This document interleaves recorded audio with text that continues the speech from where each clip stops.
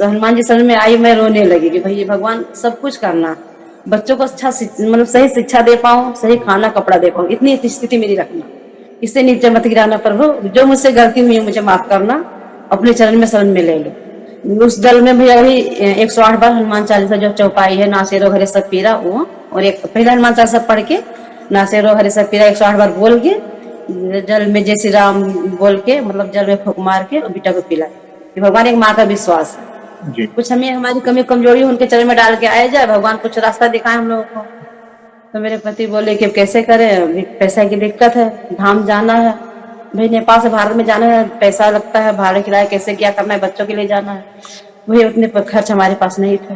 जो नीमपुरी बाबा है भैया, बाद में मेरे बच्चे बताते कि नहीं मम्मा उनके बैठा ऐसा था हनुमान जी का, और भैया मैंने उनको देखा था, जब मेरी एक सिर्फ एक झलक पड़ी थी वो ऐसे बैठे हुए थे, अधिकतर उनका हाथ ये आगे रहता है। जी जी जी और सब कोई मूर्ति में देखा भैया, मैंने उनको साक्षात देखा, जैसे एक इंसान का शरीर फेस नहीं होता भैया, अरे मैंने ये देखा। एक नहीं दो नहीं 3 बार अपने पतिदेव के द्वारा भी आपने वो कराया, तो चिट्ठी में कैची धाम ही आना क्यों हुआ?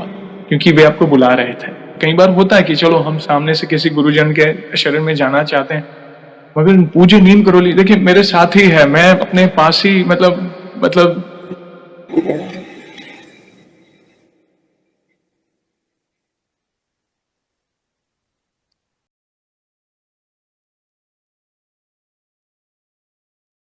जय श्री राम दोस्तों, कैसे हो आप? हमारी चैनल में आप सभी का स्वागत है। मैं हूं आपका दोस्त Jayesh Vaghela, founder of dharmicstory.com and secret mysteries. दोस्तों, आज मैं फिर से लौटा हूं एक और इंटरेस्टिंग वीडियो कॉल सेशन के साथ। हनुमान जी के भक्त ऑनलाइन है और उत्सुक हैं अपना अनुभव शेयर करने के लिए। और वीडियो में आगे बढ़ने से पहले आप सभी को बता दूं कि अगर आप भी हनुमान जी से जुड़े अपने अनुभव मुझसे इंस्टाग्राम वीडियो कॉल पर शेयर करना चाहते हैं, तो इंस्टाग्राम की लिंक मैंने डिस्क्रिप्शन में दी है, उस पर क्लिक करें, मुझे फॉलो करें और मैसेज करें। मैं जल्द से जल्द आपसे जुड़ूंगा और वीडियो कॉल सेशन शेड्यूल करूंगा।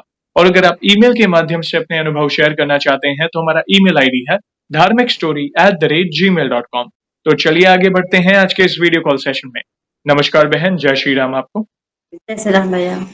आपका बहुत बहुत स्वागत है। मैं तो ये कहूंगा आपका फिर से स्वागत है आज के इस वीडियो कॉल सेशन में। जिन भक्त को नहीं पता उनको मैं कहना चाहूंगा कि आप सभी को पता होगा कि कई भक्त ऐसे हैं जो प्रभु की महिमा सुनाने दूसरी बार भी आए हैं। उनमें से आज जिन भक्त को देख रहे हैं वे भी आए हैं, और 3 साल पहले यानी 3 साढ़े 3 साल पहले जब से हमने ये वीडियो सेशन शुरू किए हैं, शुरुआत की बात है, वे सबसे शुरुआती दौर में आए थे और इनका फर्स्ट एपिसोड था एपिसोड नंबर 4।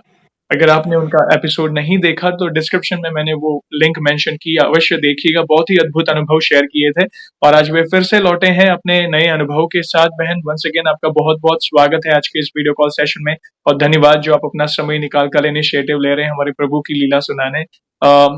आगे बढ़ने से पहले सबसे पहला सवाल, आप अपना पूरा नाम बताएं, आप कहाँ से बिलोंग करते हैं और आप क्या करते हैं? जय श्री राम भैया, और सबसे पहले सभी भक्तों को जय श्री राम। मेरा नाम रंजना यादव, मैं नेपाल में रहती हूँ फिलहाल अभी, और मेरा जन्म स्थान भारत के देवरिया जिले की है। भारत मेरा के जन्म स्थान देवरिया में है जी, ओके, भारत में। भारत के देवरिया जिले में आपका जन्म हुआ और अभी आप फिलहाल नेपाल में रहते हैं, और आप क्या फिलहाल करते नेपाल हैं? में। और आप क्या करते हैं? मैं गृहिणी हूँ अभी, गृहिणी। फिलहाल गृहिणी ओके, हूँ, house wife. Thank you very much जुड़ने के लिए, और हम बहुत उत्सुक हैं बहन आपके अनुभव को जानने के लिए। जैसे आपको पता है ये जो सेशन है हमारे प्रिय हनुमान जी से जुड़ा है, तो अगला सवाल उन्हीं से जुड़ा है। ये बताएं कि जीवन में सबसे पहले आप हनुमान जी से कब जुड़े, कैसे जुड़े, जीवन के किस मोड़ पर जुड़े, कौन से नित्य पाठ करते हैं, और शुरुआत की जर्नी के बाद जो भी आपके नए अनुभव रहे हैं जिसमें प्रभु ने जो भी असंभव कार्य संभव किए हो, उससे आप डिटेल में साझा कर सकते हैं। जय श्री राम भैया। भैया एक मैं जो पहले नहीं बता पाई थी, एक बार बताऊंगी आपको। इस जुड़ाव तो भगवान से बचपन में, लगभग भैया 7-8 साल की मैं शायद छोटी होंगी, एक छोटा सा हनुमान जी का फोटो मेरे फ्रेंड ने दिया था, तो उनको मैं टीका लगाना, पूजा करना, वो बचपन का चीज भैया बाद में याद आया। यानी भगवान मुझे बचपन में पकड़ रखे थे। उसके बाद फिर वही बड़े होते हैं, गृहस्थी संभालना, घर संभालना, भगवान से नियमित पूजा करना, जल चढ़ाना नियमित था। मैं भैया मैं एक बात आपको बता रही हूँ, जो 17 से और 21 तक जो जुड़ाव था हनुमान जी से, स्वार्थी पूजा था कि भगवान जी से हम जुड़े हैं तो भगवान जी हमारा सब अच्छा करेंगे। 2022 में कुछ ऐसी घटनाएं, ऐसे कुछ स्थिति परिस्थिति हुई कि अब पता चला भैया समस्याएं नहीं आती, भगवान की कृपा जब होता है तो हम पे समस्याएं आती है, जी। तो हम जुड़ते हैं। तो पहली तो मेरी माँ से है भैया, जी, जी, बताइए। कि मेरी मम्मी का दोनों मतलब किडनी खराब था। अब हल्का हल्का धीरे धीरे किडनी दोनों खराब हो चुका था। हुँ, डॉक्टर ने बताया भी कि मतलब ज्यादा ज्यादा 5-6 महीने की 5-6 महीने की है उनकी आयु है, जो खा हुँ, ले पी ले जैसे रह पाए। और किडनी फेल में भैया खुल के पानी नहीं पी सकते, खुल के खा नहीं सकते। हुँ, उस पे से दवा का असर, खाना भी उनको जो खाना नहीं खा मतलब नहीं खा पा रही है, उस पे से भी दर्द, उनको तकलीफ उतना है, दवा चल रहा है, तकलीफ उतना, खुल के पानी नहीं पी पा रही। 1 लीटर पानी भी 24 घंटा तक पीना है, उतनी गर्मी धूप में। तो मम्मी बोलती थी कि कैसे पी पाऊं मतलब पेट भर पानी, इतनी अंदर तड़प जलन रहती है। बिल्कुल। तो एक बार मैं देखने गई मम्मी को, तो मम्मी और तो बात की तो भैया नहीं, मतलब चलो हो रहा है जो प्रारब्ध में था, किस्मत में था। मैं मम्मी जब बोली कि रातों में सो नहीं पाती, दर्द में इतना छटपटाती हूँ कि लगता है सांस बंद हो जाए। तो इस चीज के लिए भैया मैं मतलब अब उस समय मम्मी के सामने तो मैं नहीं रोई, कुछ भी नहीं बोली, मतलब अंदर तकलीफ था। घर पे आई बहुत परेशान हुई, क्या करूँ क्या ना करूँ। तो हनुमान जी से मतलब होता नहीं कि हम कुछ भी जब तकलीफ हो तो भगवान के चरण शरण में जाते हैं। तो हनुमान जी से बोल रही कि भगवान मम्मी है, अगर उनको ले जाना तो ले जाइएगा, कोई बात नहीं है, जो आया है धरती पे जाएगा, मगर तकलीफ मत दीजिए। तो भैया यही मोबाइल में सर्च करते करते मोबाइल में देखी, मतलब ये हनुमान बाहुक, मतलब हनुमान बाहुक हुँ, सुनने से या पढ़ने से मतलब तकलीफें दूर होती हैं, समस्याएं दूर होती हैं। तो अपने सिस्टर के मोबाइल में मैंने सेंड किया कि दीदी मतलब हनुमान हनुमान बाहुक है, मम्मी को सुनाइएगा, मम्मी पढ़ तो पाएंगे नहीं, ऐसा हालात उनका है नहीं, जी, तो सुनाइएगा, शायद कुछ तकलीफ दूर हो। बिल्कुल। भैया दोपहर में भेजी हूँ, शाम को मम्मी सुनी है। दूसरे तीसरे दिन फिर मैं जब गई, मम्मी से पूछी मम्मी तबीयत कैसा है। अब इंसान जो जान रहा है मैं 5-6 महीने के बाद मैं नहीं रहूंगी, फिर भी इंसान जब देखता था तो मतलब मम्मी जब मैं देखती थी भैया तो अंदर से रोना आता था, उनके सामने नहीं रो पाती थी, जो कहना होता भगवान से कहती थी। तो ये मतलब मम्मी मेरी बोली कि आज दर्द नहीं हुआ, जो दर्द होता था सांस लेने में परेशानी नहीं हुआ, आज मैं सोई हूँ रात भर। भैया मतलब बोल नहीं पाती थी माँ से, कैसा कैसे बोलूं क्या बोलूं, हुँ, जो अंदर दुख अंदर था। ये मेरा पहला अनुभव भगवान मतलब एक अटूट मतलब उस पे से जो बताई मैं कि स्वार्थी पूजा था, कि मैं हनुमान जी को मानती थी, मगर मीट मछली मेरा था, मैं लेती थी नॉन वेज। नॉन वेज मतलब ये गंदा चीज मैं लेती थी। तो अगर भगवान को मानना तो फिर ये गंदा चीज लेना क्यों, और भगवान अगर ले रही हूँ तो फिर भगवान को मैं कैसी मान रही हूँ, यानी स्वार्थी पूजा था मेरा। इसलिए भगवान ने मुझे अपने शरण में लिया भैया 2022 से। कुछ मेरे पति के काम में, ऑफिस में कुछ ऐसी परिस्थिति आई, हुँ, कठिनाई आई कि ऐसा हुआ कि सभी स्टाफों को काम करना है, सैलरी नहीं मिलनी है। ओह! अब सैलरी नहीं मिलना है, काम करना है, डेली रूटीन जाना है, आपको काम वही करना है, मगर सैलरी नहीं मिलनी भैया। और बताइए कि आजकल के मतलब उसमें बच्चों को पालना, घर स्थिति देखना है, और सैलरी नहीं मिला तो कैसे क्या करें। कुछ महीनों तक तो चलो सेविंग जो घर में था वो चला, हुँ, धीरे सेविंग में खत्म हो रही है, और काम रूटीन वही जाना, ऑफिस से आना, मगर सैलरी नहीं मिल रही, कठिनाई कुछ परिस्थितियां थी। बाद में भैया वो भी सही होंगे तो भी आएंगे वीडियो कॉल पे, आपसे बताएंगे, अपनी अनुभव शेयर करेंगे बाद जी, में। बिल्कुल। तो ये भी डिटेल में नहीं बता रही हूँ अभी। तो मतलब यही था कि मैं धीरे जब सेविंग भी खत्म होने लगी तो मैं भगवान से बस हनुमान जी शरण में आई, मैं रोने लगी कि भाई ये भगवान सब कुछ करना, बच्चों को अच्छा मतलब सही शिक्षा दे पाऊँ, सही खाना कपड़ा दे पाऊँ, इतनी स्थिति मेरी रखना, इससे नीचे मत गिराना प्रभु, जो मुझसे गलती हुई है मुझे माफ करना, अपने चरण में शरण में ले लो। भैया वही दिन था कि मैं नॉन वेज में छोड़ी, और टीवी माध्यम से बाबा धाम से मैं जुड़ी। मतलब होता नहीं कि जब भगवान शरण में जाओ तो बाबा धाम से गुरु से जुड़ी, और कुछ विश्वास था गुरु जी पे, और मैं लहसुन प्याज भी छोड़ दिया, कंठी पहन ली गुरु जी ओह! से, वही बताऊंगी भैया आपको मैं। बिल्कुल, तो बिल्कुल। मतलब भैया मेरा लहसुन प्याज भी छूट गया। और मेरा पहला जुड़ाव ये हुआ भैया, एक मम्मी का में हुआ, और एक मेरी बेटी बीमार हुई, मतलब एक चौराहा है, मतलब चौराहे पे जाते घूमने टहलने के लिए शाम को हम लोग। तो बिटिया मैं अनजान थी, तो उन्होंने मतलब बच्ची बोली कि पापा मुझे चॉकलेट खाना है, हुँ, तो ये डेयरी मिल्क चॉकलेट खरीद दो, खरीद दीजिए। उन्होंने खरीद दिया, बिटिया ने खा लिया, खाते खाते हम लोग घूमते टहलते घर पे आ गए। हुँ, ये हुआ भैया, शाम हो गई, शाम को घर पे अपना खाना पानी जो काम था किए, शाम को जब सोने जाने लगे तो बिटिया बोले मम्मी पेट में दर्द हो रहा है, और बुखार, मतलब उसको बुखार, पूरा शरीर तप रहा है, पेट में दर्द हो रहा है। हुँ, हम समझे शायद बच्चा है, कोई परेशानी होगी। गए हस्बैंड, तुरंत दवा लेके आए, दवा खिलाया गया भैया, कुछ असर नहीं हो रहा। और जो चॉकलेट खाई, चॉकलेट उल्टी हो गया। ओह! टॉफी चॉकलेट वैसे उल्टी हो गया, फिर बिटिया मतलब पेट में दर्द हो रहा है, तो सुलाए जैसे तैसे बिटिया मतलब सोई नहीं, रात भर जगी, लगभग जब सुबह 3 बजने लगा भैया तब लेटी बिटिया, तब सोई। उसके बाद फिर दूसरे दिन वही हालात, दिन में हल्का बुखार हो दवा दें, बुखार आए फिर बुखार जाए, फिर वही हालात। ऐसे करते करते भाई 1 हफ्ता बीत गया। अब जब बिटिया रात भर जगे परेशान हो, रात भर मुझे भी जगना पड़े। अब सुबह 3 बजे मैं जब लेटू तो सुबह का भाई नित्य काम करना है, झाड़ू पोछा करना, सुबह टाइम से उठना है, नहीं कर पाती थी। लड़के को ऑफिस भेजना है, बिटिया चल अब स्कूल एब्सेंट हो रही थी बीमारी के चलते। अब ये भी होते हुए जब 1 हफ्ता बीता तो मैं गुस्से में, बिटिया को सुबह लगभग 3 बज रहा है, लेट नहीं रही, सो नहीं रही, बस एक थप्पड़ में गुस्से में एक थप्पड़ लगा दी कि मतलब तुम्हें लेटना है, सोना नहीं है, मैं साथ में मैं भी परेशान हो रही हूँ। तो बेटा मेरी भी बिटिया भी रोई नहीं, बस आंख से आंसू गिराती रही, पूरा लाल लाल आंखें, आंसू गिराते ही चुपचाप। 5 साल की बच्ची न अपना दर्द बता पा रही है, क्या तकलीफ है, सिर्फ रो रही है। तो मेरे अंदर कुछ ग्लानि हुई, मैंने बच्चा क्यों मार दिया, उसका तकलीफ नहीं समझ पाई, क्यों मार दिया, काहे परेशान, क्यों परेशान बच्चा, क्या क्यों रात भर जाग रही है। तो सुबह भैया मैं अपने पति से बोली कि सुबह चाय, मतलब मेरी सासू माँ बूढ़ी है, तो मैंने बोला कि चाय उनको आप बना के दे दीजिए, आज मैं पूजा में बैठूंगी और 1-2 घंटा जप करूंगी। पता नहीं भैया अंदर से ग्लानि, अंदर से दुख। भगवान शरण बैठी, हनुमान चालीसा पढ़ती गई पढ़ती गई पढ़ती गई। उसके बाद एक लोटा जल रखी, कटोरी में, लोटा में नहीं, कटोरी में जल रखी। और मैं बोली भगवान आपके शरण में हूँ, एक माँ का विश्वास है, 1 हफ्ते से भी बेटा परेशान, दवा पे दवा बदल रही हूँ, कोई फायदा नहीं हो रहा है। तो मैं ये दवा, उस जल में भैया वही 108 बार हनुमान चालीसा जो चौपाई है, नासेरो हरे सब पीरा वो, और एक पहला हनुमान चालीसा पढ़ के नासेरो हरे सब पीरा 108 बार बोल के, जल में जय श्री राम बोल के, मतलब जल में फूक मार के और बेटा को पिलाई कि भगवान एक माँ का विश्वास है, अब दवा सब बंद कर रही हो, अब आप जानो, आपका काम जाने। वह मैं बिटिया को पानी लेके आई, बेटा जल पी लो। वो तो मैं एक थप्पड़ मार के वैसे डरी थी बिटिया, पूरा जल पी ली भैया। पीने के 1-1.5 घंटे तक आराम से लेटी, नींद में सोई। उसके बाद उठती है, मम्मी खाना चाहिए, खाना खाई। बुखार कहाँ गया भैया पता नहीं, गोली टेबलेट में सब बंद कर दी, मैं फेंक दी दवा। वही जल पिलाई उसको, बेटा मेरे ठीक है। और आज तक भी, आज 2 साल हो चुका, मेरी बच्ची आज तक बीमार नहीं पड़ी है। क्या? हल्का फुल्का सर्दी जुकाम होता है, हल्का फुल्का होता है, वो मतलब नॉर्मली, मतलब वो चीज नहीं हो रहा भैया। बहुत बड़ी ये बात मेरा है। दोस्त, ऐसा समझिए ये कि मेरी प्रभु ने एक माँ की गुहार सुनी, क्योंकि अपनी संतान को पीड़ा में देखना, एक माँ, माता हो या पिता हो, मतलब कई बार हमारे पैरों तले जमीन हिल जाती है कि हम उन्हें किस तरह ठीक कर दे, और संतान कह नहीं पाते, छोटे होते हैं कि क्या तकलीफ से वे गुजर रहे हैं, तो प्रभु सुनते हैं। आप पहला सेशन जब आपका हुआ था, बहुत ही अच्छे अनुभव, आपकी भक्ति कैसे बढ़ी, आपने काफी कुछ शेयर किया था, अच्छा लगा। और इस बार भी शुरुआत से ही आपके कुछ अनुभव हमने सुने, जिससे आपका विश्वास प्रभु के प्रति किस तरह और बढ़ा वो जानने मिला।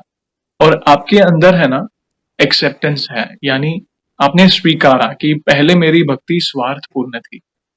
मतलब 2017 से 21 जैसा आपने बताया, मतलब कुछ काम होता है तब हम प्रभु की भक्ति करते हैं, निस्वार्थ भाव नहीं। प्लस आप मांसाहार भी करते थे, तो उसकी भी ग्लानि हुई कि नहीं, मतलब पहले खाते थे, पहले वो फर्क नहीं पड़ता था, लेकिन जैसे जैसे आगे बढ़े भक्ति में, वो ही चीज छूटती गई। और कहाँ पे मांसाहार आप खा रहे थे और कहाँ पे आप 100% सात्विक हो गए, कंठी धारण कर लहसुन लिया। प्याज नहीं खाती भैया। हाँ, सात्विक हो गए, यानी लहसुन प्याज भी आपने छोड़ दी। ये कितनी बड़ी बात है। ये कई लोगों के लिए आई ओपनिंग है, आपका ये वाला स्पेशली अनुभव, जो कहते हैं कि भाई हम कर रहे नहीं हो रहा है, या मन थोड़ा फिसल जाता है खाने के लिए, टेस्ट के लिए। देखिए, शाकाहार में भी तो सारे पौष्टिक आहार है, ऐसा नहीं है कि सिर्फ मांस है।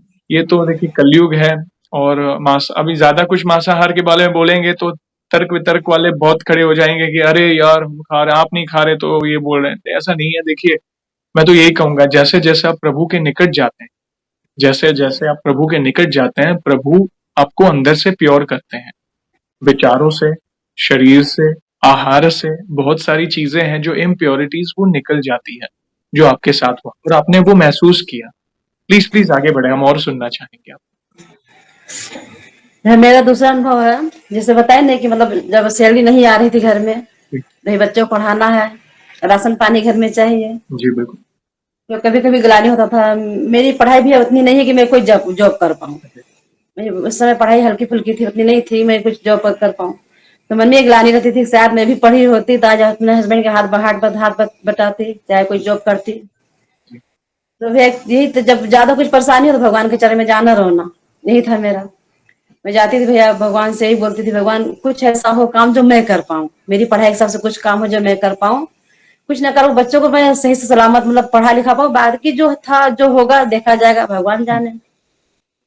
मैं यही करके भैया, मैं शायद 2 से 3 दिन हुआ होगा, खाना बनाओ तो सोचो कि आज तो चलो खाना खिला दिया, फिर आगे कैसे होगा, आज चलो बच्चों को पढ़ा लिया, फिर आगे कैसे होगा, ये दिमाग में चलता रहता था भैया। भैया उसी दिन एक मतलब है हमारे गांव मतलब पड़ोस के भैया, वो आए घर पे, मेरे पति का नाम लेके बुलाए कि चलो एक काम किया जाए, चारों तरफ मतलब तकलीफें परेशानियां चल रही हैं। तो चौराहे पे मंदिर, जिस मंदिर भैया मैं एक बार अनुभव बताई थी आपसे कि सपने में हनुमान जी को मतलब मैंने देखा था, उसी मंदिर में उन्होंने बोला कि चलो रोज हर मंगलवार को शाम को हम लोग वहां पे सुंदरकांड का पाठ किया जाए। तो ये जब भैया मैं सुनते तो मेरे मन में बताया नहीं कि लोभी के मन में जैसे धन बसता है, मेरे मन में भगवान बसते हैं। मैं बोली पति से खाना पानी साथ बाद में बनाऊंगी, पहले मुझे भी साथ में ले चलिए, मैं भी सुंदरकांड का पाठ करूंगी साथ साथ में। भैया मैं चली गई साथ में, उतनी अच्छे से नहीं आती, टूटी फूटी आती थी, अब तो मैं अच्छे से पढ़ लेती हूँ, मतलब हिंदी मेरा सही है, मैं जॉब करने लायक पढ़ाई नहीं, मतलब सिस्टम पढ़ाई सब मतलब सही है, ठीक ठाक से है। मतलब सुंदरकांड मैंने पाठ किया भैया, पाठ करते करते सुकून अंदर हुआ कि भगवान के चरण में हूँ, जो होगा भगवान देखा जाएगा, और प्रारब्ध कुछ होगा, बस आपने संतान दिया, संतान को संभालिएगा, मेरे मेरे कमी जो मेरे पास है, मेरी कमी का जो सजा होगा आप दीजिएगा। सुंदरकांड का पाठ किया भैया, और वो पाठ करते करते आज 2 साल हो चुका, बाकी धीरे धीरे सब छूट गए। मैं मंदिर में अब भी मंगलवार को जाती हूँ, पोछा लगाती हूँ, झाड़ू पोछा करती हूँ, सुंदरकांड का पाठ करती हूँ और आती हूँ। यानी भगवान से जो मांगा पढ़ाई के हिसाब से, मेरी पढ़ाई हिंदी थी भैया, मुझे सुंदरकांड का पाठ करने का मौका मिला, मेरी भगवान के मंदिर में जोक लगे भैया हर हफ्ते। बहुत बड़ी बात। ये मेरा तीसरा अनुभव भैया, ये चमत्कार ही मतलब जहाँ कोई जॉब नौकरी खोजती किसी के अंडर में, भगवान के अंडर में काम करती हूँ भैया, बिल्कुल, क्या बात। भगवान खड़े रहते हैं, मैं जाकर सुंदरकांड का पाठ सुनाती हूँ, आती हूँ। तो ये मेरा चमत्कार ही है, एक अनुभव ये मेरा ये भी है भैया कि मैं कहती भैया मेरा पढ़ाई उतना नहीं है, तो पढ़ाई के हिसाब से मुझे जॉब मिल गई। बहुत बड़ी। और भैया आज 3 साल हो रहा है भैया, मेरा घर गृहस्थी चल रहा है आराम से, भगवान कहाँ से चला रहे हैं, कैसे चला रहे हैं, बच्चे भी अच्छे स्कूल में पढ़ रहे हैं, मेरा सारा सब सही सलामत चल रहा है। और अभी है ऑफिस में दिक्कतें हैं, दिक्कतें आ रही हैं जा रही हैं। और मेरा भैया मैं मतलब एक था कि मैं जब गुरु जी से मैं मतलब गुरु जी को जब देखी, देख होता नहीं कोई गुरु मिले कुछ आगे कोई राह दिखाए, अपनी माँ तो नहीं है, माँ होती सिखाती। तो भैया पता नहीं कि जैसे बाबा धाम मतलब गुरु जी को जब देखती थी तो पहले क्या लगता था कि एक कम उम्र लड़के हैं, शायद होगा कुछ मतलब पढ़े लिखे हो, कुछ होगा, कोई सिस्टम कुछ समझ में नहीं आता था भैया। मगर धीरे धीरे होता है कि जुड़ा मतलब आखिर में, और गुरु को देखते थे इतना विश्वास नहीं होता था, इनके इनके प्रति धीरे धीरे विश्वास बढ़ा भैया। विश्वास बढ़ते बढ़ते मेरे मन में एक बार आया कि अपने पति से बोली कि चलो ना, बहुत समस्या, बहुत कठिनाई, बहुत झेल रही, एक बार चले हम लोग धाम, शायद भगवान कुछ उपाय बताएं, कुछ हमें हमारी कमी कमजोरी उनके चरण में डाल के आए जाए, भगवान कुछ रास्ता दिखाए हम लोगों को। तो मेरे पति बोले कि कैसे करें, अभी पैसा की दिक्कत है, धाम जाना है भाई, नेपाल से भारत में जाना है, पैसा लगता है, भाड़े किराया कैसे क्या करना है, बच्चों के लिए जाना है, वही उतने खर्च हमारे पास नहीं थे। तो भैया विश्वास मानोगे कि मैं कुछ ही मतलब भगवान टीवी में देखा करी, गुरु जी कब बुलाओगे अपने चरण में, भाई उतना चरण में बुलाने लायक कब बनाओगे तब हम आ पाए। ऐसे करते करते भैया कुछ दिनों में मतलब जब गुरु जी को लाइव में देख रही थी टीवी पे, तो उनके नीचे हेडलाइन में मतलब लिखा था कि गुरु जी नेपाल में आने वाले हैं। अब नेपाल में जब आने वाले हो गए तो नेपाल में सुविधा हिसाब से मैं पहुंच जाती, चाहे जहाँ पे आते हैं। तो काठमांडू, पहले वो काठमांडू आएंगे, पशुपतिनाथ दर्शन करने आएंगे। तो भैया जहाँ पे मैं रहती हूँ यहाँ से एरोप्लेन का टिकट एक जन पे 6,000 है। अब हम पति पत्नी जाते, एक साइड से 6,000 12,000, दूसरे साइड से 24,000, सिर्फ 24,000 हमारा प्लेन टिकट लगता। बस से मेरी कंडीशन नहीं थी आने जाने, बच्ची छोटी है साथ में। तो मैं मतलब भगवान से पूछी, भगवान से कही भगवान कुछ ना करो, कहीं से कुछ पैसा व्यवस्था कर दो, मैं दर्शन कर पाऊँ, चाहे खा पाऊँ चाहे ना खा पाऊँ, चाहे भंडारे में कहीं दिन कट जाएगा, मगर मैं दर्शन कर पाऊँ। भैया भगवान सुन ले, क्या हुआ कि गुरुजी इतने नजदीक आ गए कि जहां से बस से सिर्फ 600 भाड़ा एक जन का। ओहो, क्या बात। चितवन धाम भैया नजदीक ही पे है, बर्दिया जिले से नजदीक ही पे चितवन धाम पे। तो हम बच्चों को लेके, पति पत्नी लेके बस से हम लोग गए, 5-6 घंटे की रास्ता थी, मतलब शुक्रवार को शाम को गए, शनिवार को सुबह तक हम लोग पहुंच गए। अब वहां पहुंचने के बाद ये हुआ भैया कि मंदिर के नजदीक में सारे जो धर्मशाला है, होटल है, सब बुक है, कोई जगह खाली नहीं है। हम चलो पति पत्नी 2 जन हो तो चलो पंडाल में चाहे जहाँ पे रह ले, अब बच्ची साथ में है, बच्चा बच्ची साथ में, उनको भी व्यवस्थित चाहिए, कहाँ पे छोड़ दे भीड़ में। मैं होटल नहीं मिल रहा था। अब हम लोगों को फैमिली को कहीं बिठा दिए, मेरे पति बोले चिंता मत करो, कहीं मैं होटल ढूंढ के आ रहा हूँ, कहीं से भगवान व्यवस्था करते हैं।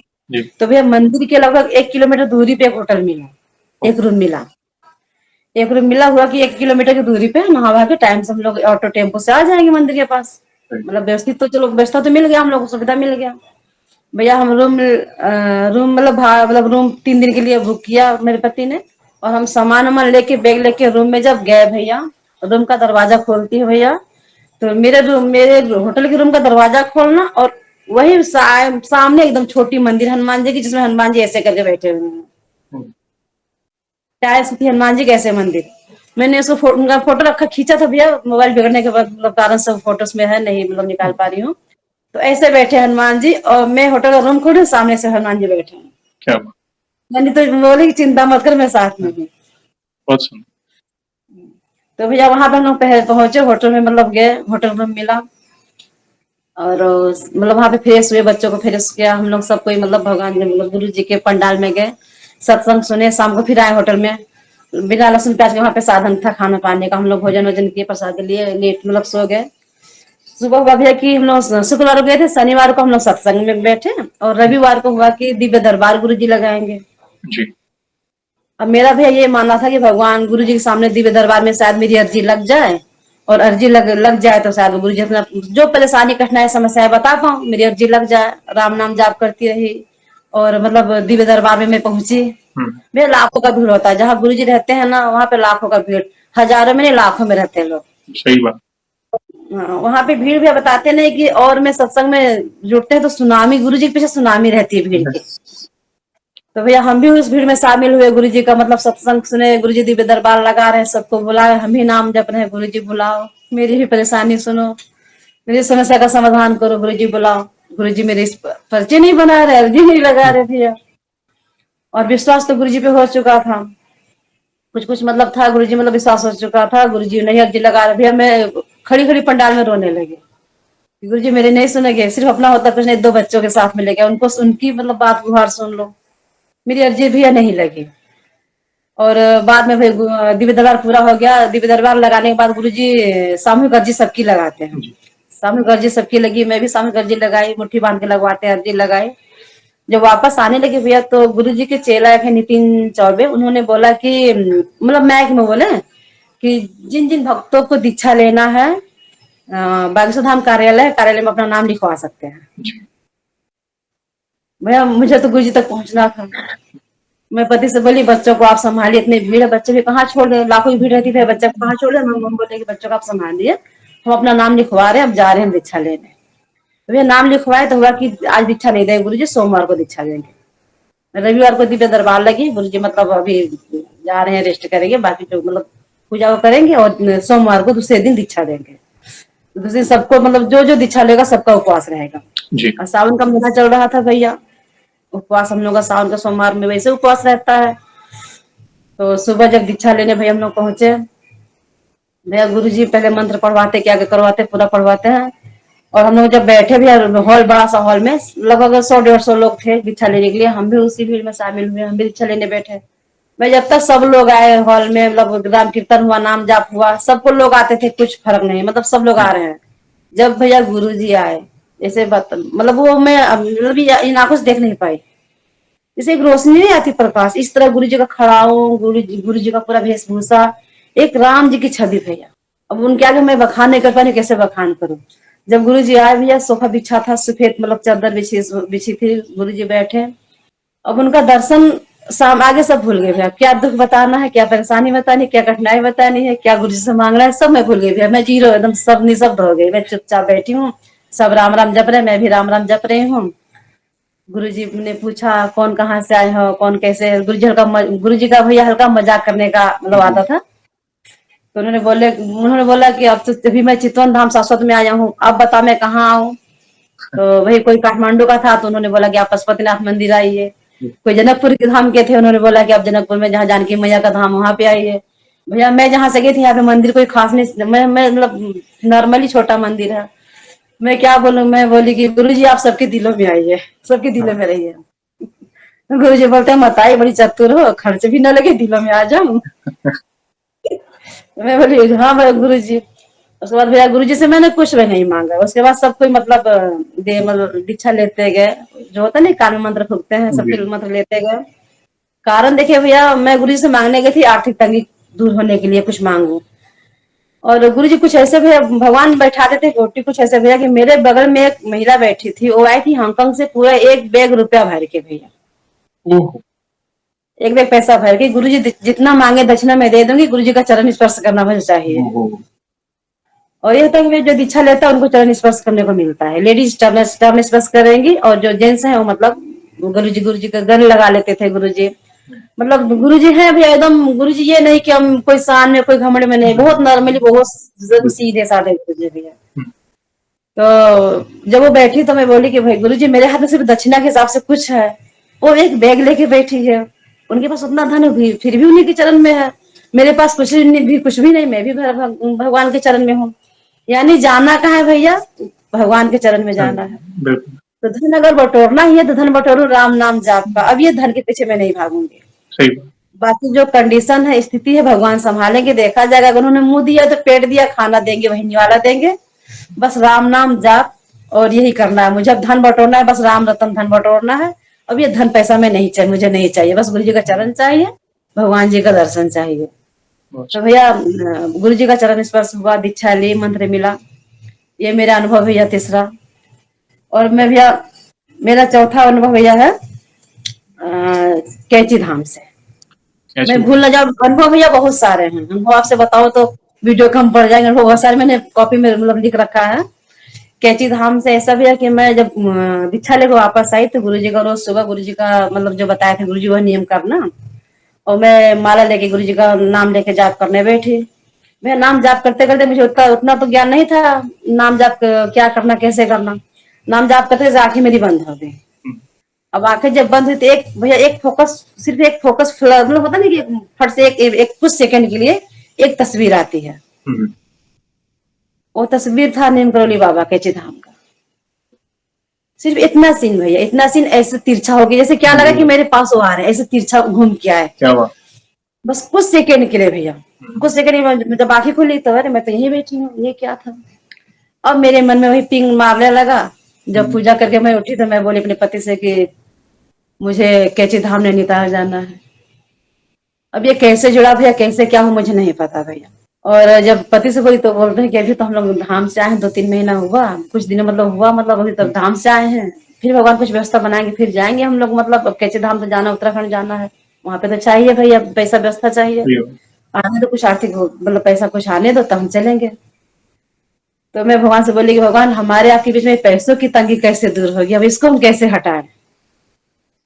भैया 2-3 दिन की बात हुई है। मेरे पति चौराहे पे, जो चौराहे मतलब है घूमने जाते होते हैं, तो चौराहे से घूम के आते हैं तो बोलते हैं कि मुझे रीनू, मतलब मेरा नाम है रंजना है, रीनू रीनू कहते हैं घर पे। तो मेरे पति कहते हैं कि रीनू, जो एक खेत में मतलब पुरानी इंजन जो भी है सालों से बेकार पड़ी है, जी जो हेडपम्प नहीं होता पानी, जी जी जी। खेत में पानी लगाने के लिए, जी। सालों से बेकार पड़ी है। तो 2 ग्राहक आए हुए हैं तो बोल रहे हैं कि मतलब आप आखिर में उसको ऐसे बेकार रखे हो तो हमें बेच दो। कितने में लेना है, तो हुआ कि जैसे नए जो न्यू लेते हैं तो भैया शायद 40-50 हजार का पड़ता है, तो हमें उसको 25 हजार में आधे दाम में मुझे दे दो। अब नेपाल का भैया 25 हजार, इंडियन मतलब भैया 15 हजार ठीक बाहर ऐसी इंडियन पैसा। भैया आगे सो बंदा हमें 15 हजार गिन के ऐसी दे रहा है, भारू पैसा दे रहा है। ओह। यहाँ नेपाल में भैया भारू पैसा, मतलब नेपाल का पैसा भारू बनवाने के लिए भी पैसा लगता है। जी। अब हमें आगे से मतलब 15 हजार बाहर पैसा दे रहा है कि हम मतलब, जब वो पैसा लेके पति आए राइट। तो बोले कि अब सुनिए, बाकी दाल चावल घर का जो चला करेगा, हम मुझे इसी भारे पैसे से कैचे धाम पहुंचा दीजिए। भगवान की व्यवस्था हो गई। और भैया उसी समय मतलब आपसे एक और बताऊं, उसी समय जब कैचे धाम मतलब जाना, मतलब मैं सोच रही थी मन में, उसी टाइम ये जो फरवरी में नहीं, अप्रैल में करवाते हैं गुरुजी कन्या विवाह, कन्या विवाह जी। कन्या विवाह सामूहिक। करवाते हैं। तब ये क्या होगी, जब गुरुजी से मतलब जब मिली ना भैया, मैं आपसे बताना भूल गई, जब गुरुजी दीक्षा दे रहे थे तो मैं गुरुजी से इतना बात कही थी कि गुरुजी, आप मुझसे उम्र में छोटे हैं तो आप मेरे छोटे भाई हैं, आपको छोटा भाई मानती हूँ। तो उन्होंने बोला कि हाँ हाँ बहन, सदा के लिए। बहुत तो भैया ये मतलब ये क्या लगता है कि मेरी मम्मी नहीं है, तो चलो मम्मी जहाँ से मतलब सबको जाना वहां पे चलेगी, मगर मेरा मैका बागेश्वर धाम, भाई भाई वहां पे तो मैका वहां पे। सही। मेरे अपने और मेरे भाई भी हैं, मतलब भैया जो जुड़ाव होता है गुरु से, मेरे पिता भी है, मेरे गुरु भी हैं, मेरे भाई भी हैं। तो हुआ कि इधर कन्या विवाह, मेरे मैके में कन्या, मतलब मन में ये भाव आया भैया कि मेरे मैके में कन्या विवाह है, मेरे भाई के पास इतना काम है, और मैं कैची धाम जाऊं इस पैसे से भाड़े से, या कन्या विवाह में जाऊं। अब ये दुविधा भी भगवान आप ही दूर करो। तो भैया आप ही के मोबाइल मतलब आप ही के अनुभव से मैंने सुना था, अनुभव में से कि एक पर्ची बनाते हैं कि कहाँ पे क्या करना है, तो पर्ची बनाओ, जो पर्ची निकले तो सही है। तो भैया मैं 2 पर्ची बनाई अपने आप, एक में कैची धाम लिखा और एक में लिखा बागेश्वर धाम, गुरु जी बागेश्वर धाम। दोनों पर्ची खूब बराबर भैया चपत के, और मैं भगवान के चरणों में डाल के अपना पूजा जो पूजा किया मैंने, पूजा करके मैं आंखें बंद करके पर्ची से उठाई, पर्ची उठा के खोलती हूँ तो कैची धाम लिखा है। तो मैं अपने पति से बताई कि देखो मतलब ऐसा मैंने किया है, तो शायद भगवान मान जी उधर बुला रहे हैं पहले। तो मतलब उनसे मैं पर्ची नहीं बताई, मैंने भगवान से बस गुरु जी अपने हस्बैंड अपने पति से बस इतना मैं बताई कि मैं 2 पर्ची बनाई थी, ऐसा ऐसा किया, तो कैची धाम का लिखा है। तो पर्ची फिर मैं चपत के भगवान जी के चरणों में डाल दी मैं। और फिर मैं अपने पति को बुलाई, मैंने बोली कि मतलब एक काम कीजिए, मैं आंखें बंद करती हूँ, आप इन दोनों में से एक पर्ची उठा के, मतलब सब चपटा बराबर रखा है, आप मतलब फोल्ड है अच्छा सही से, आप एक पर्ची उठा के मेरे हाथ में दीजिए, कौन आता है। उन्होंने भी आंखें बंद करके पर्ची उठाई भी मेरे हाथों में डाल दी, मैं पर्ची खोलती हूँ, उसमें भी कैची धाम लिखा है। अच्छा। दोबारा हम लोग दोबारा ट्राई किया, अब हम कहेंगे हम कंफर्म हो कैची धाम जाना है, जब हम भैया बुलाएंगे तो हम चले जाएंगे कन्या विवाह में, कंफर्म कैची धाम जाना है। उसके बाद भैया फिर जब मतलब उसके बाद मतलब घर का काम रूटीन खाना पानी हुआ, शाम को लेटे, सुबह जब नहीं पूजा फिर करने जाते हैं, तो पर्ची दोनों भगवान के चरण में रखी थी, वो पर्ची में खोल के फिर से खूब बराबर फोल्ड करके खूब पतला कर दिया, एकदम छोटा कर दिया, और हाथ में ऐसे घुमा के आंखें बंद करती हूँ ऐसे घुमा के, और फिर दोनों पर्चे ऐसे अपने आप हाथ में उठाती हूँ। मैं बोली कि ये तीसरा बार है, अब खोलती हूँ क्या आता है। मैं फिर खोलती फिर कैची धाम। तो अब मैं बोली अब कुछ भी नहीं सोचना, मुझे कैची धाम जाना है, नैनीताल जाना है। भैया कैसे था, हम पहली बार हम लोग गए थे तो कैसा सोचा कैसे क्या, मुझे मतलब गाड़ी बुक करवाए हम लोग, जब गए तो कैसे मतलब कहाँ से कैसे जाना है कुछ पता नहीं था, वही नहीं मोबाइल से लोकेशन देखते देखते हम लोग पहुंचे। तो पहले हम लोग गए हनुमानगढ़ी, नैनीताल हनुमानगढ़ी गए। हनुमानगढ़ी हनुमान जी के धाम बाबा ने ही उनको मूर्ति बनाई है, दर्शन हम लोगों ने किया। वहां पे दर्शन करके फिर गाड़ी से भैया, मुझे एक कमी है कि गाड़ी मुझे बहुत लगती है, मुझे वॉमिट बहुत आती है, मैं दवा गोली खा के चलती हूँ, मगर मैं बोली भगवान अगर ये मेरा कोई प्रारब्ध है कोई परेशानी है तो मैं झेल लूंगी, मगर मैं दर्शन करूंगी, मैं गाड़ी में चलती हूँ दर्शन करूंगी। फिर उसके बाद में कैची धाम जहाँ पे मतलब गुरु जी खुद रहते हैं, हनुमान जी खुद रहते हैं, नीम करौली बाबा। तो वहां पे जैसे पहले वहां पे जब हम लोग दर्शन करने भैया गए अंदर, तो पहले एक आता है माता का मंदिर है छोटा, उसके बाद हनुमान जी का दर्शन किया। और मैं पीछे गैलरी टाइप की थी, तो हम जब पीछे घूमे भैया, तो मुझे ये नहीं पता था कि पीछे मंदिर किस भगवान का है, कैसा मंदिर क्या है, भीड़ बहुत थी। तो भीड़ के कारण हम लोग भीड़ में मतलब घुसे कि चलो भीड़ में शामिल हो जाए, आगे क्या मुझे नहीं पता भैया। मेरे पति मिठाई का डिब्बा लिए हुए थे, वो आगे चले गए, मेरे बच्चे भी पति के साथ में चले गए। और मैं जब जाती हूँ भैया तो कैची धाम मतलब जो मेन हनुमान जी मैं उनको कहती हूँ, जो नीमकरी बाबा है भैया, बाद में मेरे बच्चे बताते हैं कि नहीं मम्मा उनके बैठा ऐसा था हनुमान जी का। और भैया मैंने उनको देखा था, जब मेरी सिर्फ एक झलक पड़ी थी तो वो ऐसे बैठे हुए थे, अधिकतर उनका हाथ ये आगे रहता है। जी जी जी। और सब कोई मूर्ति में देखा भैया, मैंने उनको साक्षात देखा, जैसे एक इंसान का शरीर फेस नहीं होता भैया, मैंने ये देखा। मेरे भी अभी पूरे भैया मैंने साक्षात देखा है। अब उस समय मुझे पता नहीं, हम लोग वापस आ रहे हैं, वहां पे भैया वीडियो कैमरा बनाने नहीं देते, मोबाइल ले जाने नहीं देते हैं। हम लोग जब वापस आए तो सड़क पर से मैंने बोला कि देखो ना मतलब वहां पे यहाँ से भगवान दिखाई दे रहे, बाबू वीडियो बना लो जम करके, यहाँ से कुछ तो याद लेके जाए। जब मेरा बेटा भैया कैमरा निकाल कर वीडियो बना रहा तो उसमें भगवान सिर्फ ऐसे मूर्ति है, मतलब संगमरमर की मूर्ति ऐसे बैठे। तो मैं बोली पति से कि आपने जब मूर्ति देखा था भगवान को तो किस रूप में बैठे थे नीमकरोली बाबा। तो उन्होंने बोला कि इसी जिस रूम में आप फोटो देख रहे इसी रूम में बैठा था। मैं बोली मैंने ऐसा नहीं देखा उनको। मैंने सोचा अच्छा जैसे एक इंसान नहीं बैठते भैया, मतलब स्किन रहता है, फेस रहता है, यस। इस तरह मुस्कुरा रहे हैं बैठे। वो चीज भाई मेरी आंखों में अभी जब मैं बंद करती हूँ तो मैं वही सीन देखी हूँ अभी तक। और एक जो झलक भैया जो आए हुए थे, मैंने आपको एक फोटो भेजा है भगवान के मंदिर में। मैं जब वहां गई तो मैं भगवान को ढूंढ रही थी, वो जो मैं देखी हूँ मतलब साक्षात वो दर्शन में कब कर पाऊँ। मैं सारा फोटो मंदिर में देखी, चारों तरफ फोटो देखी, वो दर्शन मैंने जो झलक देखा तो नहीं देख पाई। और जब मंदिर से हम लोग वापस आए, बाबू ने बच्चे मेरा वीडियो बनाए। जब वापस हम आ रहे हुआ कि चलो बच्चे भूखे हैं, कुछ होटल में कुछ खा ले, उसके बाद हम लोग चले। मैं होटल के आगे जैसे होते ना कि भगवान का फोटो रख के बेचा करते हैं, नीमकली बाबा का फोटो, हनुमान जी का फोटो ऐसे रख के बेच रहे थे। मैंने जो बताया नहीं कि मैं जाप जाप करने बैठी थी पूजा में, जो झलक मेरे सामने आया था एक कुछ सेकंड के लिए, वो फोटो भैया मैं वहां पे देख रही हूँ। मैं अपने पति से बोली कि मैंने ये दर्शन मैं पहले कर चुकी हूँ, मुझे इनको लेना है। भैया मैंने आपको फोटो भेजा है शायद, मतलब भगवान के मंदिर में रखा है और माला लगा के, तो बस उतने साक्षात दर्शन भैया वैसे में मतलब मुस्कुरा रहे हैं, दांत उनकी नहीं है, इस तरह मुस्कुरा रहे, वो सीन मुझे पूरा याद है भैया। मैं आंखें जब बंद करती हूँ तो क्या लगता है कि मैं अभी देख रही हूँ उनको। एक ये भैया जुड़ा उनसे। चैत रामनवमी में भैया जैसे मैं व्रत थी, चैत रामनवमी को व्रत थी, तो हुआ कि मतलब एक यहाँ पे नेपाल से मतलब कुछ दूरी पे भारत में जाना पड़ता है, गिरजापुरी है हनुमान जी का मंदिर, गिरजापुरी पुल अच्छा है, दर्शन करने जाते हैं लोग। तो वहां पे भैया मतलब नवरात्र में व्रत थी, अष्टमी के दिन मंगलवार का था, तो हमें बोले कि चलो अष्टमी दिन है, मंगलवार भी है, चलो दर्शन कर आते हैं, बच्चों को छुट्टी भी है, बच्चों को दर्शन करवा लाते हैं। भैया मैं दर्शन करने गई, वहां से आई, वहां से प्रसाद लेके आई, वही धाम से गिरजापुरी मतलब वहां से धाम से हनुमान जी मंदिर से धाम से प्रसाद लेके आई। वही प्रसाद मतलब घर में मंगलवार के दिन भैया पूजा होता मेरे घर पे, तो पति यहाँ पूजा करते, मैं सुंदरकांड पाठ करने चली गई मंदिर, मैं वहां पे पूजा करके आई, पति घर में पूजा किए। ये क्या करते थोड़ी थोड़ी प्रसाद भैया भगवान के जो ना होता है पटाखा लगाते हैं, मतलब हमारे मतलब उसमें घर के आगे पटाखा हनुमान जी का लगाते हैं, तुलसी जी का मंदिर में मतलब तुलसी का मठ रहता है पूजा करने के लिए, तो थोड़ी थोड़ी प्रसाद मेरे पति हर जगह रख दिए थे। भैया अष्टमी को मतलब मंगलवार का प्रसाद हम लोग वहां से लाए थे धाम से, और नवमी चैत रामनवमी के दिन था। मैं पूजा कर रही हूँ, पता नहीं क्या बाई चांस मैं पूजा करते करते उठी, बरामदे में आई कि मतलब देखो टाइम, मुझे पता नहीं टाइम देखने में आई क्या करने में, बरामदे में जब आ रही हूँ तो देख रही हूँ कि आंगन में जो तुलसी माता का मठ में हम लोग प्रसाद रखे थे अष्टमी के दिन वहां का, पता नहीं कहाँ से भैया हनुमान जी आए हुए हैं, प्रसाद उठा के खा रहे हैं। ओके, वानर स्वरूप आया हूँ। बानर स्वरूप आए हुए हैं। और भैया बड़े में आप मतलब उनका फोटो मैंने आपके पास भेजा है, बड़े में हो।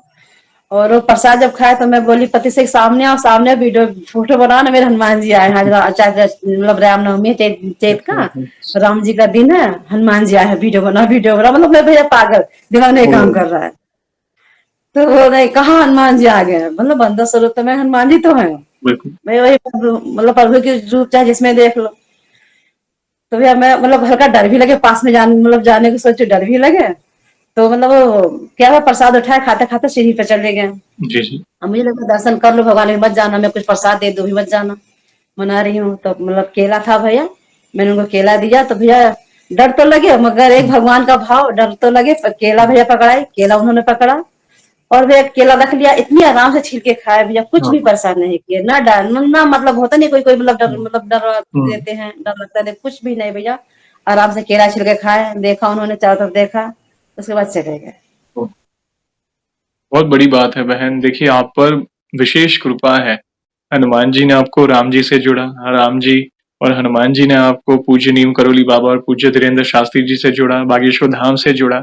मन की इच्छा पूरी हुई, गुरुजी का आशीर्वाद लेने आपको मात्र चलो पर्चा नहीं बना दिव्य दरबार में, मगर देखिए इतने निकट से आपको गुरु दीक्षा का सौभाग्य मिला। देखिए हम कई बार सोचते इतना है, मगर उनकी योजना ऐसी होती है कि वे कल्पना से भी परे हमें देते हैं। तो कई बार होता है ना कि कई बार हम छोटी-छोटी चीजें, हमारी छोटी-छोटी इच्छाएं पूरी नहीं होती तो हम निराश हो जाते हैं। एक बार आपकी आंखों में भी आंसू आए कि मैं इतने लाखों की भीड़ है तो सभी को दिव्य दरबार में सबका पर्चा बनना असंभव है, लेकिन मन में वो भाव थे कि नहीं, किसी भी हालत में गुरुजी के दर्शन करना है या निकट से दर्शन करना है या आशीर्वाद लेना है। तो वहीं पे अनाउंसमेंट होना गुरु दीक्षा के लिए, गुरु दीक्षा कंठी धारण करना, ये कितनी बड़ी बात है। प्लस चलिए हनुमान जी की कृपा से आपको गुरुजी मिले, क्योंकि गुरु जी ही प्रभु से जोड़ते हैं। साथ ही साथ हनुमान जी और राम जी है तो पूज्य नीम करोली बाबा भी आपके जीवन में आए। एक नहीं, दो नहीं, 3 बार अपने पतिदेव के द्वारा भी आपने वो कराया, तो चिट्ठी में कैची धाम ही आना क्यों हुआ? क्योंकि वे आपको बुला रहे थे। वे चाहते थे कि आप धाम पर आए, तो वो भी इच्छा आपकी पूरी हुई। कैसा लगा आपको? देखिए, मैं तो ये हर बार इसलिए पूछता हूँ क्योंकि कैची धाम के बारे में, वहां की भूमि के बारे में बहुत मतलब दिव्य अनुभव भक्त शेयर करते हैं। इसलिए मैं एक सवाल और पूछूंगा। आपने स्वरूप के बारे में बात की कि लोगों को जो मूर्ति स्वरूप बाबा जी बैठे हैं वो दिखे, मगर आपको एक जीवित स्वरूप जैसे वे स्वतः बैठे हैं। यस, क्या वाइब्रेशंस थे? कैसा लगा? भैया मैं 0% भैया, एक बच्चा नहीं जन्म लेता कैसे क्या देखना, मैं अनजान, मुझे पता है मैंने दर्शन किया, उनसे क्या मांगू कुछ पता नहीं भैया।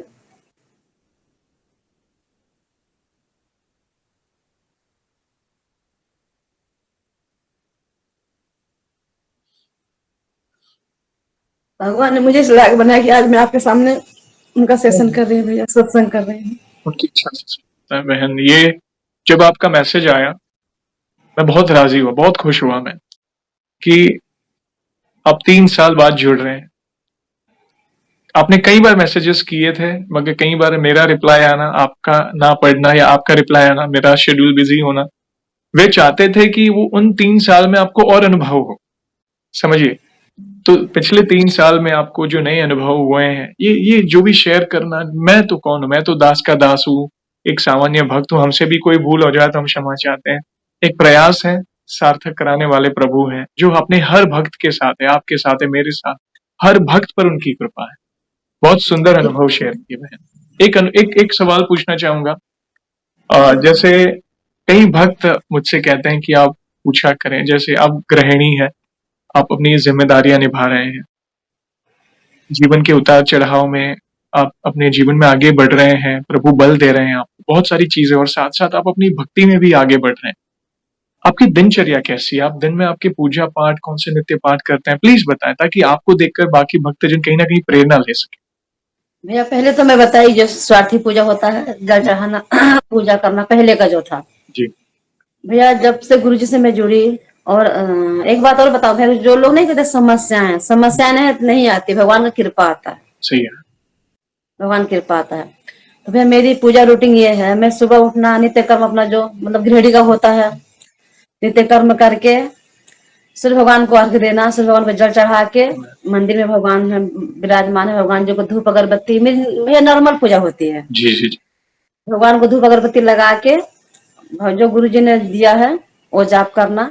भैया मैं माला नहीं बता रही, माला कितना मतलब नहीं, वो बताना अलाउड नहीं है ये। जी जी। श्रीमद महाराज भी बताते हैं कि नहीं बताना जी चाहिए जी भैया, तो मैं नहीं बता रही हूँ, जो मतलब उन्होंने दिया वो कर रही हूँ। जी। और एक भैया भगवान से जुड़ना, कैच धाम से जुड़ना, एक अपने आप भैया मेरे अंदर आया कि मैं भी राम राम लिखूं।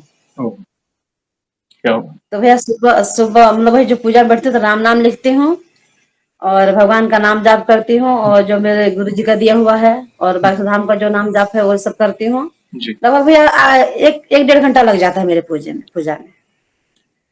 आप काफी तो सुबह भैया मैं सुबह 4 बजे उठती हूँ, ओके नित्य ब्रह्म। कर्म करके। हाँ 4 बजे भैया, लेट हो गया 4:30, बहुत लेट हो गया कभी, मतलब तक नहीं ठीक हूँ तो 5 बजे, 5 से लेट नहीं करती हूँ। जी। मतलब 4 बजे उठना मेरा होता है, नित्य कर्म करके पूजा पे जाना होता है, बच्चों को स्कूल भेजना है, टाइम से पूजा नहीं जी। काम नहीं करूंगी तो कैसे भेज पाऊंगी। सही है। तो बस मेरा यही कि सूर्य भगवान को जल देना, नाम जाप करना, धूप अगरबत्ती लगाना और राम राम लिखना। और भी मेरा दिन भर का होता है, मैं कुछ करूँ ना करूँ, सीताराम हनुमान मेरी जुबान पे हमेशा रहता है। अभी मैं अभी भी जब कर रही हूँ सीताराम सीताराम सीताराम हनुमान मेरा चल रहा है। क्या बात, बहुत बड़ी बात है। धन्य है, नमन है आप जैसी माताओं बहनों को जो इतनी जिम्मेदारियां निभाने के बावजूद अपनी भक्ति में आगे बढ़ रही हैं। प्रभु ने ऐसा समझिए आपको चुना है, गुरुजनों ने आपको चुना है इस भक्ति के लिए। बस यही प्रार्थना है कि आपकी भक्ति ऐसे ही बढ़ती रहे, प्रभु अपनी छत्र छाया में आपके परिवार को रखे। और इन फ्यूचर आपको तो अनुभव होंगे ही। हम फिर से आपसे जुड़ेंगे इन फ्यूचर में, जब भी आपको लगे और भी नए अनुभव हुए हैं, जयेश भैया से जुड़ना है, मुझे मैसेज करिएगा, मैं अवश्य जुड़ूंगा। और आगे बढ़ने से पहले एक और सवाल पूछना चाहूंगा। जैसे आज हमने आपके नए अनुभव सुने, बहुत सुंदर अनुभव थे। वैसे लास्ट 3 साल में आप हमारे वीडियोस आप देखते होंगे, तो बाकी भक्तों के अनुभव देखकर, सुनकर आपको क्या प्रेरणा मिली? आप अपने भाव अपने शब्दों में बता सकते हैं। भैया वैसे तो बताओ ना कि जैसे डूबते को तिनका होता है सहारा, आपका वीडियो बहुत सहारा देता है भैया। हम लोग मानुष तन है, कभी कभी जब कठिनाई आती है ना तो भगवान का आप लोग कृपा भूल जाते हैं भैया। मतलब कृपा हर दीवार हट जाता है कि भगवान ये कृपा है कि समस्या पे समस्याएं क्यों आ रही हैं। जी, तो फिर आपका वीडियो ऐसा आता है भैया कि हमारे सवालों का जवाब मिल जाता है कि जब कुछ नया निर्माण होने होता है तो पहले उसको बिगाड़ा जाता है तो नया निर्माण करते हैं। यानी भगवान कुछ अच्छा करने वाले हैं हम लोग को। भगवान कहाँ मैं नॉन भैया मैं कहाँ मैं नॉन वेज लेती थी, भगवान ने मुझे सात्विक कर दिया, लहसुन प्याज छुड़ गया, कंठीधारी हो गई। एक आपकी वीडियो से भी एक मतलब हिम्मत बढ़ जाती है कि नहीं, भक्त बहुत भक्त है। मुझसे मुझसे भी परेशानी है बहुत, मतलब कोई अनुभव भैया मुझसे भी परेशान होती है माता बहने, कोई मतलब भैया कोई बहुत परेशान होते हैं, मतलब सब कुछ जब सुनते हैं तो नहीं, हमारा दुख कुछ भी उनके आगे हमारा दुख कुछ भी नहीं है। तो धन्यवाद। भैया आपकी वीडियो देखने से एक हिम्मत मिलती है। और मैं आपसे फिर कहना चाहती हूँ कि जब आप मतलब जब बोलते हैं ना भैया आप मुस्कुराते हैं तो क्या लगता है कि कैची धाम नीमकरोली बाबा का फेस ऐसे आप में झलकता है भैया। ऐसे आप इतना फेस में नीमकरोली बाबा का पूरा फेस झलकता है भैया। अरे नहीं, मैं सामान्य दास हूँ उनका। धन्यवाद इतना प्यार और सपोर्ट करने के लिए। ये सभी भक्तों का प्यार है और बस ऐसे ही प्यार और सपोर्ट करते रहें। कहीं न कहीं एक दूसरे के अनुभव देखकर, सुनकर हम प्रेरणा ले रहे हैं, कुछ न कुछ सीख रहे हैं, प्रभु के निकट जा रहे हैं, बाबा के निकट जा रहे हैं और बड़ा अच्छा लगता है जब भक्त राम नाम जपते-जपते पूज्य नीम करोली बाबा के शरण में कैसे चले जाते हैं, पता वो मतलब कब वे हमारे जीवन में आ जाते हैं, वो हमें ज्ञात ही नहीं होता है। ऐसा नहीं है कि हम सामने से उनकी शरण, कई बार होता है कि चलो हम सामने से किसी गुरुजन के शरण में जाना चाहते हैं, मगर पूज्य नीम करोली देखिए मेरे साथ ही है, मैं अपने पास ही मतलब